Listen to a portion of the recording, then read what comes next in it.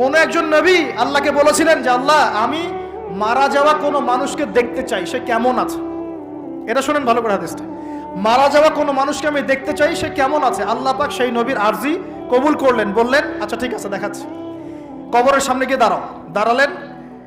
1000 বা 2000 বছর আগের কোনো ব্যক্তি যে মারা গেছে তাকে কবর থেকে জিন্দা করা হবে। নবী দেখছেন এবং সে ভয় থরথর করে কাঁপছে, এখনো ভয় থরথর করে কাঁপছে। নবীজি আমাদের নবী নন, অন্য কোন নবী তিনি। সেই নবী বলছেন যে তুমি ভয়ে কাঁপছো কেন, তুমি কত বছর আগে ইন্তেকাল করছো, কি তোমার হালচাল বলো আমাকে। সেই ব্যক্তি বলছে আমি আজকে থেকে 1000 বা 1500 বছর আগে মারা গেছি। আমি ভয়ে কাঁপছি, যখন আমি মারা যাচ্ছিলাম মালাকুল মউত যে আকৃতি নিয়ে আমার সামনে এসেছিল, ওই আকৃতি আমি এখনো ভুলতে পারি না, তাই দেখে আমি থরথর করে কাঁপছি।